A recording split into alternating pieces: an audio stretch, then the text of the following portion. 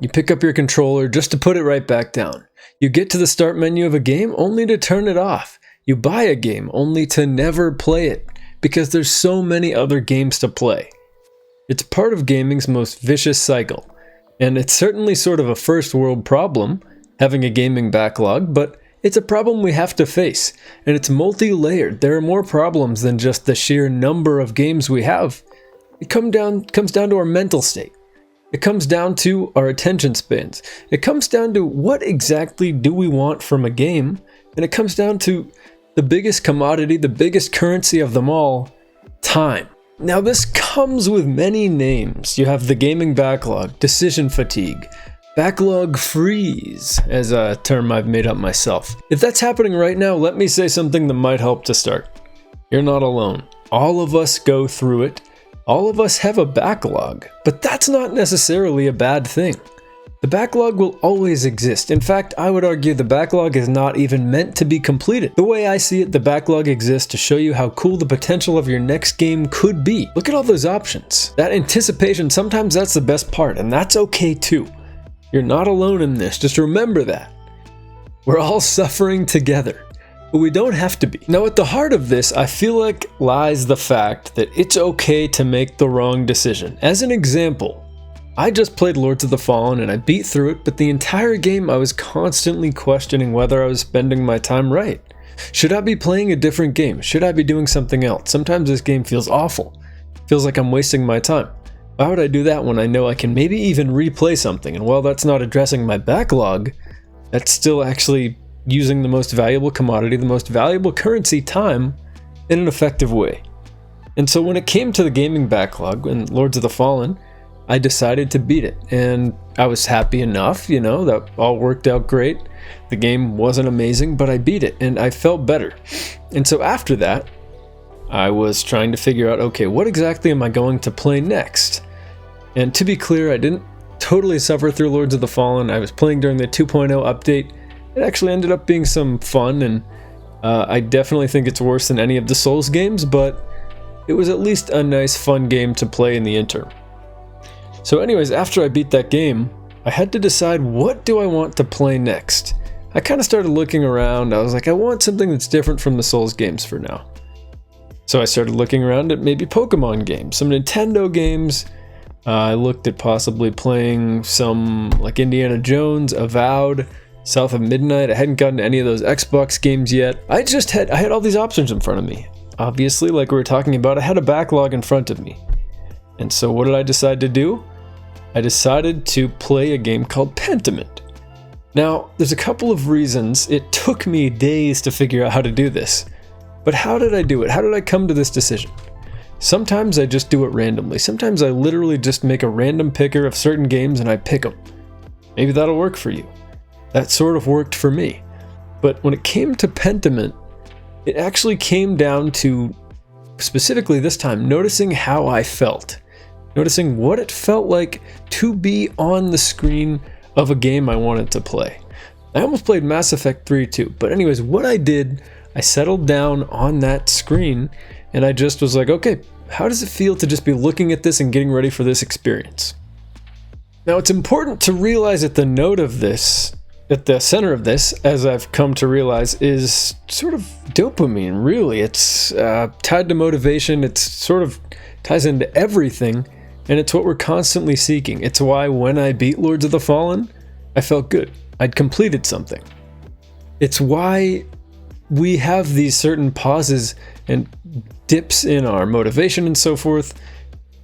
Besides a chemical imbalance, dopamine plays a large part in that. And so what we're seeking out is dopamine a lot of the time.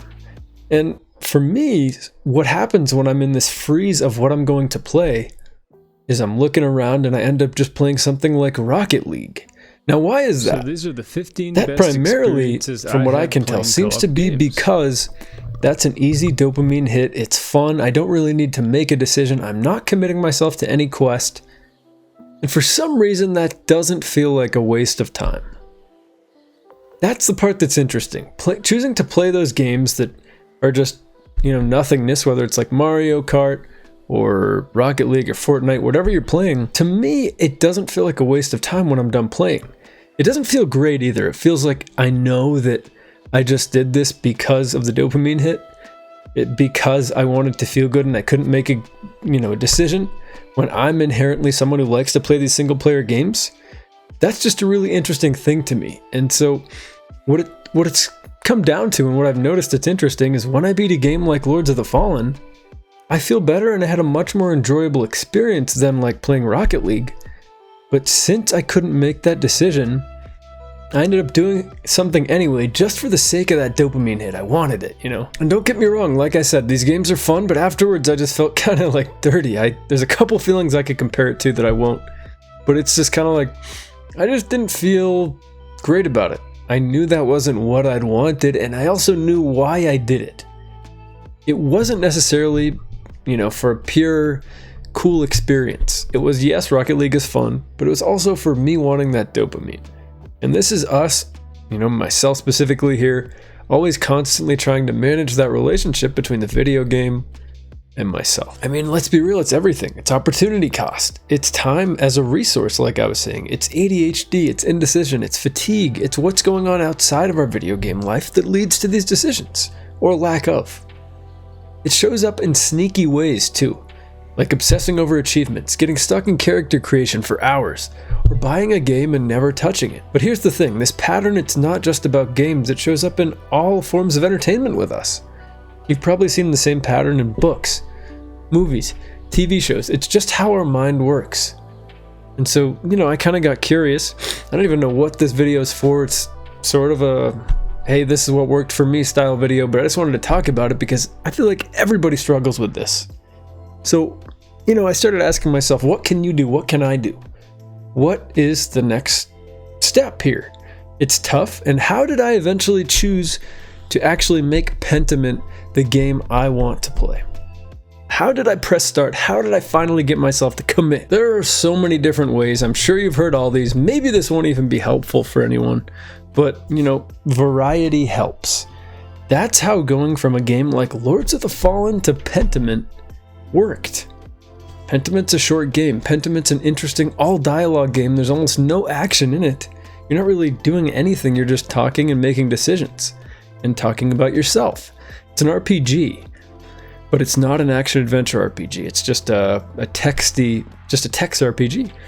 And so variety helps. Short games, and you have a palate cleanser like Pentiment, or like a game I played a while ago, Dredge. Not a super long game, 20 to 30 hours, but it was a palate cleanser.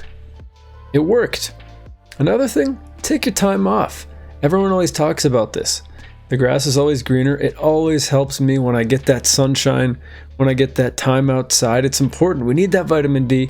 We also need that social interaction. Just go grab a coffee from someone. Go to a spot where you buy food and just hang out with people. Be around them. You don't even have to talk to them. I think that really helps. And I think it helps us just feel better about ourselves. Because while it's fun to be in these virtual worlds, we do need to take a step back because this real world we live in is also pretty cool. Another thing, you need to listen to your body. Think about the last game that made you feel great. There's a couple definitions I'm talking about here. Listen to your body. When you're done playing games, just stop. Stop playing games and call it quits. That's totally fine. Whether it's mental fatigue, it's all part of your body. Listen to that. That can be hard when we're trapped. We're putting ourselves into a virtual world, not trapped. That can be difficult, and so we need to make that balance and find that specific balance for ourselves. You also need to listen to your body by doing like I was saying, which is when you get to that start screen, when you get to that moment of, I'm going to play this, I'm going to hop in, step back, notice how it feels. I booted up Mass Effect 3 before I chose to play Pentiment because I was going to play that. And when I booted up Mass Effect 3, I just kind of realized, man, I'm not ready to fully be invested in this experience. And there's a couple branching paths after that. I'm kind of talking like I'm playing Pentiment right now, but there's a couple branching paths after that I could have taken. I then could have decided maybe I just need a break for a few days. Take a break from games. Or maybe I need something that's not so mentally intensive and just something that's, not light but short and not so expansive, maybe contained. And thus I found Pentiment. and now I'm loving it. Remember your dopamine ups and downs. Keep an eye on that, or mental eye. Notice how you're feeling and whether you do need a break, whether you've just been indulging in pleasure all the time. Go for a walk. Make yourself suffer a little bit. That always helps. When I just hit, like, I don't know, like pound out 50 push-ups, 100 push-ups, I feel great. Go for a run, and then come back and shower up and, you know, take some time away, make myself suffer a little bit. Then I'm earning those pleasures. Make yourself earn it. It is a reward. It's a luxury to be able to play these. And I think it's important that we treat that as so. Another easy thing here, just open the game. Sometimes that's the hardest part for us, just getting in there. And once you're in there, once you push start, you'll then, of course, start to hear all those, you know, everyone's brain chemistry is different, but you'll start to hear all those insecurities, whether they're related to gaming or just your own. You'll start to hear them asking you, why'd you do this? Why are you making the wrong decision? You could be playing this, you could be playing that. But we just need to commit. See how it feels to fully commit. See how it feels to play for an hour? If you can't fully commit, if you're still thinking about other gaming worlds that you want to be in, or that you should be in, ditch that game you're in right now. Just know when to call it quits. Not every game needs to be finished either. I have quit quite a few games for not enjoying the final boss, or just thinking it gets kind of stupid in the mid game, something like that. Lies of P, I haven't beat that final boss. I didn't have the time to perfectly, you know, cater my character or just be good enough, honestly. I just didn't have that time. So I haven't actually beat the final boss of Lies of P, as much as I love the game. I knew it was time to call it quits for me because I'd been trying so hard. For whatever reason, that boss just kept kicking my butt. And that's okay. I don't feel any regret about it. I know I'll come back. That felt great. I gave myself that decision. I listened to myself, and I made the call. People talk about the 5-minute or 5-second rule. That's great if it works for you, but that doesn't really work for everyone, to be honest. Sometimes all you really need is space, or a moment of honesty with yourself, or just the reminder that this happens to so many of us. In a way, all of this is sort of, I never want to give advice. I do want to be clear. This is stuff that worked for me. Just these random thoughts and going through that. And clearly I'm in a contemplative mood based on the videos I've been making the past few days. But yeah, this is just something I wanted to make because these helped me. And my decision to go from Lords of the Fallen, which I almost quit on, to Pentiment, and I've been playing that and loving it, got me thinking about this and how much fun I'm having with Pentiment. And how I just trusted in how I was feeling. I took a 2-day break. I came back, chose this game, and I felt great about it. And now I'm loving it because I don't have those regrets. I made the right call. The thing is, I didn't know I made the right call. I trusted that I did, and then that worry, that anxiety faded away. Everybody's different. Maybe this won't help you, but I just wanted to talk about it because it's so interesting to me, and we all have the backlog. So thanks for watching. See you guys next time.